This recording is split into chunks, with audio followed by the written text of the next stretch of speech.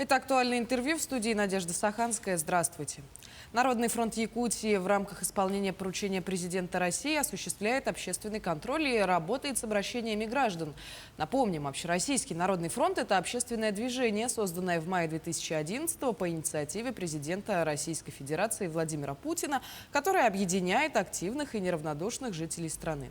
Какую работу проводит региональное отделение Народного фронта? Поговорим об этом с гостем студии Дмитрием Паньковым, сопредседателем Якутского регионального отделения Общероссийского народного фронта. Дмитрий Александрович, здравствуйте. Здравствуйте, Надежда. Давайте, наверное, все-таки с основного. Какую проблематику затрагивает Народный фронт Якутии? Ну, в первую очередь, конечно, это проблемы, связанные с дорогами. Это то, что больше всего волнует большую часть населения Республики Саха-Якутия. Конечно же, здесь нужно также отметить и вопросы по здравоохранению, которые также часто возникают у населения, вопросы по благоустройству города Якутска в том числе. Так как мы в основном работаем в городе Якутске, действительно у нас нет маленьких отделений в других городах республики, но есть активисты, от которых мы получаем достоверную информацию, оперативную информацию. И, конечно же, стараемся быстро реагировать на те чаяния людей, которые действительно очень важны в настоящее время. По дорогам ведем активную работу по мониторингу строительства дорог в рамках нацпроекта «Безопасные и качественные дороги». Смотрим за ситуацией в принципе по текущему ремонту, ямочный ремонт, который необходим. Да? Весна была тяжелой. Было много воды, действительно, дорожное полотно пострадало очень сильно. Вот это на сегодняшний день самая актуальная тема. А есть еще какие-то вопросы, которые стали актуальными в последнее время? Ну, в последнее время, конечно же, мы много внимания уделяем теме СВО. У нас действительно много военнослужащих, которые находятся на специальной военной операции. Ребята возвращаются в отпуска, у ребят возникают какие-то вопросы, связанные с выплатами, с льготами. Отрабатываем семьями военнослужащих, потому что есть иногда какие-то бюрократические препоны, но это уже становится на самом деле редкостью. В большинстве своем где-то затерялся приказ какой-то, где-то по линии Минобороны там что-то не пришло, да, наградной лист, или участника боевых действий кто-то не может получить, потому что тоже какие-то сведения вовремя не пришли. Соответственно, мы максимально ускоряем эту процедуру, но сейчас у нас создан фонд победы, да, поддержки СВО. Соответственно, большую часть обращений взяли они на себя. Это сейчас большая помощь.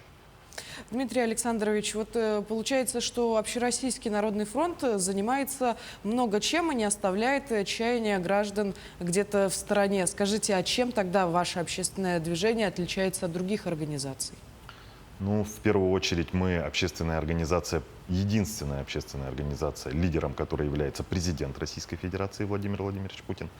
А во-вторых, мы не боимся говорить правду. Мы говорим всегда правду, мы поднимаем острые проблемы. Это бывает критика власти, но это, хочу отметить, конструктивная критика. И не все общественные организации могут похвастаться конструктивом. Действительно, мы выстраиваем диалог между обществом и властью. Вот это, наверное, больше всего нас и отличает от других организаций. Получается, учитывая, что вы находитесь под прямым руководством президента страны, некоторым образом составляете ему оппозицию, потому что не молчите о каких-то проблемах, которые могут быть незаметны. Президенту мы ни в коем случае оппозицию не составляем. Мы даем реальную картину с регионов.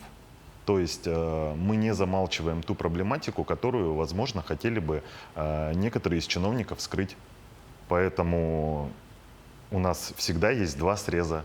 Один, который дает Общероссийский народный фронт, а один, который дают региональные власти. Ну и получается, что все публикации, которые потом куда-то в общественное пространство выкладывает Общероссийский народный фронт, это также и правдивая информация, что здесь не встретишь каких-то фейков, ложных новостей. Безусловно, Народный фронт разбирается в ситуации детально. Фейками мы однозначно не занимаемся, мы с ними боремся в первую очередь.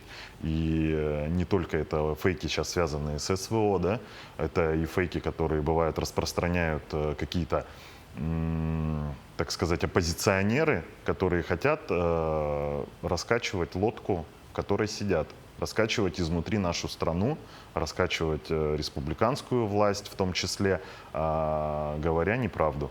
Безусловно, с этим тоже нужно бороться, и всегда проблему нужно изучать многогранно. Нужно всегда давать объективную оценку любому происходящему событию. Скажите, а к вам в движение приходят идейные, вдохновленные люди, или как вообще у вас увеличивается количество участников Народного фронта? Безусловно, это люди неравнодушные, в первую очередь. Часто бывает, что это люди, которые столкнулись с какой-либо проблемой, как часто люди становятся волонтерами на самом деле, да? Люди столкнулись с проблемой, и преодолев эту проблему, они хотят поделиться своим опытом с другими людьми и помочь другим людям, потому что они знают, насколько это тяжело переживать то или иное событие. Ну, допустим, если там связано что-то с инвалидом, да, или же у человека была проблема с жильем, да, переселение, там что-то. У людей есть опыт, и вот этим опытом люди стараются поделиться, помочь другим людям. И вот так они входят в наши ряды активистов Народного фронта.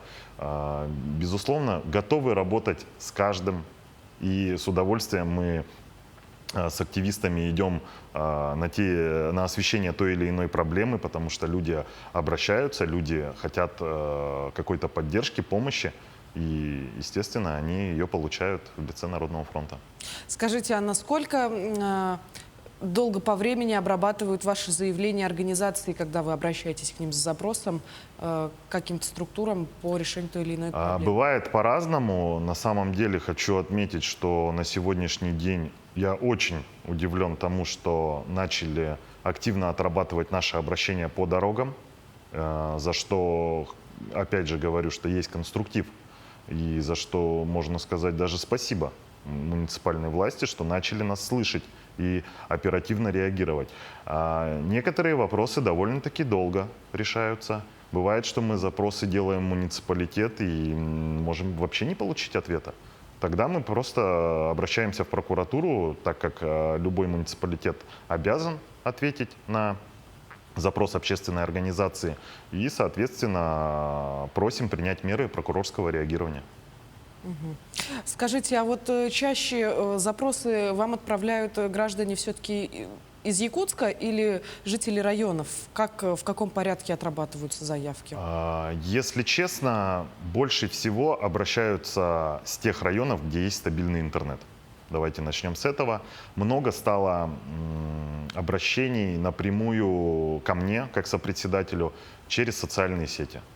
К нам, в принципе, и к нашим активистам бывает, что обращаются через социальные сети, либо это комментарий, который оставлен под постом, который мы выкладываем с освещением проблематики, и люди делятся своим событием, что у них что-то аналогичная какая-то проблема. Соответственно, мы стараемся с ними связаться, даем обратную связь, получаем информацию и берем в работу, соответственно, также. Ну, можно отметить, вот с Нижнего Бестяха были обращения, с Нерюнгри были обращения, Мирный, Махсагалох, у меня до сих пор обращение это висит. Весной очень было много обращений по талым водам, которые, ну, крыша протекала. То есть пока у нас же индикатор дождь и снег, и все проблемы вскрываются. Поэтому действительно был большой поток обращений, и это были обращения со всей республики. Какие вопросы в настоящее время находятся в зоне вашего внимания? Ну вот, как я уже говорил, это вопросы, связанные с дорогами. Безусловно, это, ну, вечная проблема, да, как бы. И всегда хорошими дороги не будут. Но если мы будем оперативно реагировать на то, что дорога приходит в негодность, и если ее вовремя будут ремонтировать, то, соответственно, последствия будут гораздо меньше. Для этого и нужен общественный контроль в большинстве своем.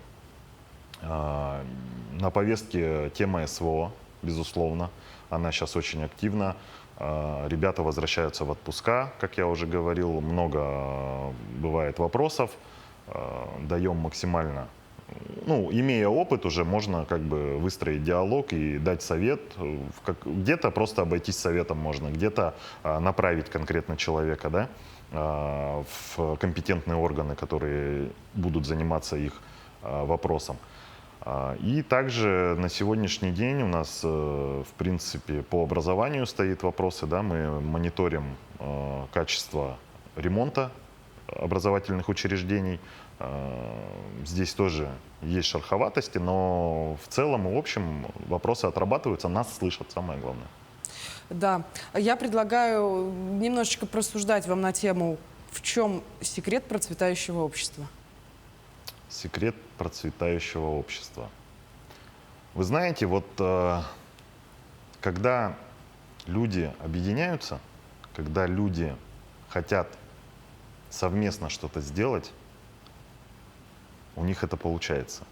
Если мы выходим высаживать деревья, озеленять и благоустраивать, допустим, какой-то сквер, и нас будет не 2 человека, а нас будет 30-50 человек, конечно, это будет более качественно.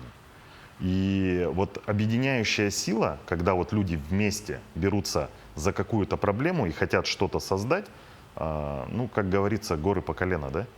И море по колено, то есть, вот. И, соответственно, я считаю, что вот это и есть успех гражданского общества, когда люди объединяются для конструктивного решения вопроса, а не просто громогласно там где-то кричать о проблеме и никак не приложить даже каких-то собственных усилий, чтобы ее решить. Хотите решить вопрос? Встаем, делаем, с диванчика встаем и вместе делаем. То есть это успех, я считаю, гражданского общества именно в этом. Да, я соглашусь с вами. Я добавлю, наверное, только что личным примером надо обязательно все это дело показывать и, наверное, воспитывать подрастающее поколение. Безусловно, личный пример для молодежи – это на сегодняшний день одно из основных направлений патриотического воспитания. Что ж, благодарю вас, Дмитрий Александрович, за то, что пришли к нам сегодня, поговорили. Беседа очень интересная состоялась. Приходите к нам обязательно еще. Спасибо, приглашайте. Я напомню, вы смотрели программу «Актуальное интервью». Берегите себя и до встречи в эфире.